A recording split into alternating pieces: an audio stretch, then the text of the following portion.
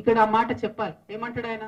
నేను అచ్చంపేటలో పుట్టినా, వనపర్తిలో చదివినా, కొడంగల్లో గెలిచిన, అంటే నాకు మొత్తం మహబూబ్ నగర్ జిల్లాతో సంబంధం ఉందని చెప్తా ఉంటారు. మరి ఇలా వనపర్తిలో మీరు చదువుకుంటే, మేము ఇప్పుడే కాలేజ్కి పోయి వస్తున్నాం, పాలిటెక్నిక్ కాలేజ్కి, రాజావారి కోట అది ఆయన అప్పుడు డొనేషన్ చేసినటువంటిది. మరి ఎందుకోసము దాన్ని మీరు పట్టించుకుంటలేరు? బీఆర్ఎస్ గవర్నమెంట్ ఇదివరకు 23 కోట్లతోని జీవో ఇస్తే కాంగ్రెస్ గవర్నమెంట్ రాగానే క్యాన్సిల్ చేసేసి, ఎందుకు అవసరం ఏముంది? మీకు 23 కాకపోతే 100 కోట్లు ఇవ్వండి.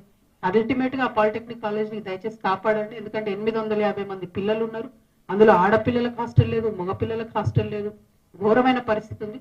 బీఆర్ఎస్ కూడా ఏం మొదటి నుంచి ఇవ్వలే, చివరి 1 ఇయర్ ముందు గవర్నమెంట్ లోంచి దిగిపోయే ముందు అప్పుడు ఇచ్చిండ్రు. అది కూడా జీవో ఇచ్చినాక ఓన్లీ 8 crores టెండర్ అయింది. అందులో కాంగ్రెస్ గవర్నమెంట్ రాగానే 8 crores కూడా తీసిపడేసి.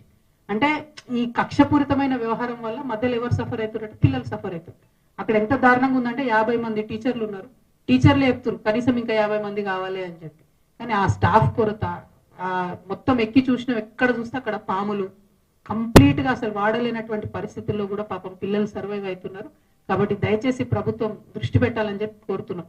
మాకు ప్రత్యేకించి తెలంగాణ జాగృతికి సాంస్కృతిక సంపదను కాపాడడం అనేది ప్రధానమైన అంశంగా ఇన్నేళ్లు మేము పనిచేసినాం. కాబట్టి ఫిబ్రవరి 13 వరకు ఈ ప్రభుత్వానికి మేము గడువు ఇస్తున్నాం.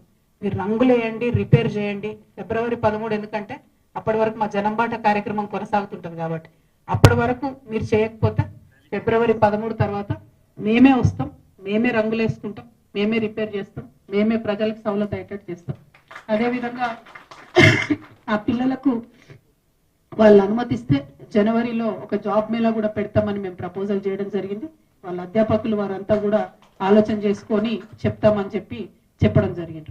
ఇక సీఎం గారు రేవంత్ రెడ్డి గారు ఎప్పుడు ఒక మాట గట్టి చెప్తుంటాడు, నేను 1 కోటి మంది ఆడబిడ్డల్ని కోటీశ్వరులు చేస్తామని చెప్తుంటాడు. చెప్పి ఆయన ఒక 2 పథకాలు ప్రారంభించాడు. ఆ 2 కూడా మన ఉమ్మడి మహబూబ్నగర్ జిల్లాలో ప్రారంభించారు. కాబట్టి ప్రెస్ మిత్రుల దృష్టికి రావాలని చెప్తా ఉన్నా. ఒకటి, నేను ఆడబిడ్డలకు బస్సులు కొనిచ్చిన అని చెప్తున్నాను. ఈ బస్సులు అనేటివి మండల సమాఖ్య ఆధ్వర్యంలో కొంటున్నారు. ఒక్క బస్సు, ఒక ఆర్టీసీ బస్సుకి 36 లక్షల రూపాయలు అవుతుంది. 36 లక్షల రూపాయల్లో గవర్నమెంట్ ఏం చేసిందంటే 30 లక్షలేమో ఫండ్ ఇచ్చింది, 6 లక్షలేమో మండల సమాఖ్య కలుపుకోవాలి. అంటే ఈ 36 లక్షలతోనే ఒక బస్సు కొంటారు. ఈ బస్సు కొని ఆర్టీసీ కిరాయికి ఇస్తారు. ఆర్టీసీ కిరాయి ఇస్తే ఆర్టీసీ ఏం చేస్తుంది? నెలకు 69,000 రూపాయలు కిరాయి ఇస్తారు. ఈ 69,000 రూపాయలు ఎవరి చేతిలో ఉంటాయి? మండల సమాఖ్య చేతిలో ఉంటాయి. ఆ 69,000 రూపాయల నుంచి మండల సమాఖ్య దాదాపు 19,000 రూపాయలు వాళ్ళ ఖర్చులకు వాడుకోవచ్చు. వాడుకోగా మిగిలిన 50,000 రూపాయలు ఏవైతే ఉంటాయో ఆ 50,000 రూపాయలు కూడా ఆ మండలంలో ఉన్నటువంటి అన్ని వేల మంది మహిళల్లో ఏదో ఒక మహిళలకు 50,000 రూపాయలు లోన్ ఇస్తారట. లోన్, గ్రాంట్ కాదు, రివాల్వింగ్ ఫండ్ కాదు, ఏం కాదు, ఓన్లీ లోన్. ఆల్రెడీ లోన్ రానేబట్టే మహిళా గ్రూపులు ఉన్న ప్రతి ఒక్కరికి లోన్ రానేబట్టే. ఇంకా ఒక్కొక్కసారి ఏంటంటే వాళ్ళ టార్గెట్లు మీట్ అయితే లేవు అని చెప్పి అదనంగా లోన్లు ఇస్తుంది. ఉత్తరాయణ అంటే కూడా లోన్లు ఇస్తున్నటువంటి పరిస్థితి ఉన్నది. ఇప్పుడు ఇంత బస్సు పెట్టి మొత్తం ఇంత వేసి కథ వేసి వచ్చేది 50,000. ఆ 50,000 కూడా లోనే ఇస్తుంది. మరి ఎవరు కోటీశ్వరులు అవుతారు దీంతో? లోన్ ఇస్తే ఎట్లయితారు? At the same time petrol bunk జిల్లా సమాఖ్య చేతిలో ఉంటుంది. ఆ వచ్చేటటువంటి ఏదన్నా 1 లక్షనో 2 లక్షలో మిగిలితే అది కూడా జిల్లా సమాఖ్య చేతుల్లో ఉంటుంది. మళ్ళీ దాన్ని కూడా ఏం చేస్తారు? ఆ జిల్లాలో ఉండే అన్ని వేల మంది మహిళలలో ఎక్కడో ఎవరో ఒకరికి లోన్ ఇస్తారు తప్పితే ఏమీ గ్రాంట్ కాదు. కాబట్టి మీరు ఏదైతే 1 కోటి మంది మహిళలను కోటీశ్వరులు చేస్తామని చెప్తున్నారో అదంతా ఉట్టి ట్రాష్. ఆడబిడ్డల్ని మోసం చేయడం తప్ప ఇంకోటి ఏం లేదు. రేవంత్ రెడ్డి గారు ఆడబిడ్డల్ని నిజంగా మీరు కోటీశ్వరులు చేయాలనుకుంటే రివాల్వింగ్ ఫండ్ ఇవ్వండి.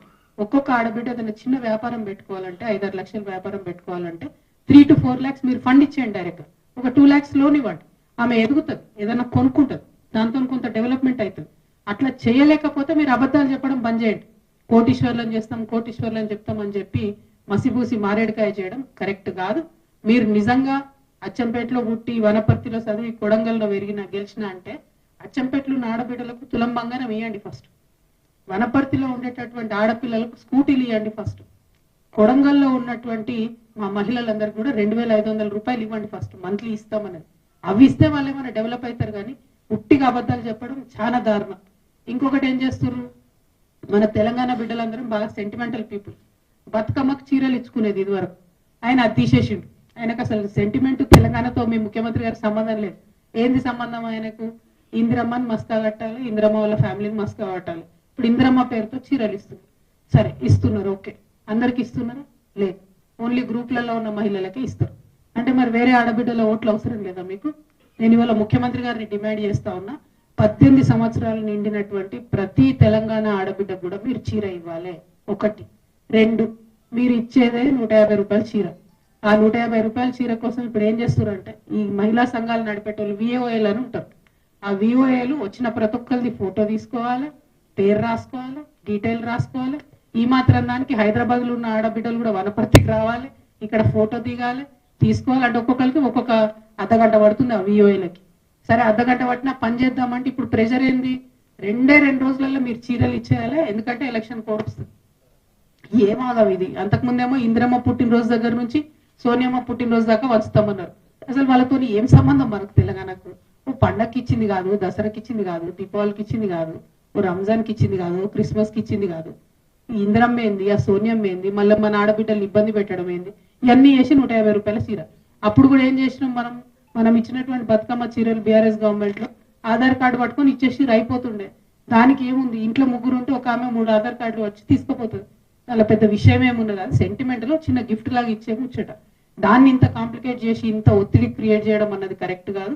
అన్నిటికన్నా ఎక్కువ నేను చాలా బలంగా నమ్మేది ఏంటంటే, ఇప్పుడు ముఖ్యమంత్రి గారు ఒక పథకం పెడుతుండే. ఏంటది? నేను 1 కోటి మంది ఆడబిడ్డల్ని గ్రూప్లలో వేస్తాడు.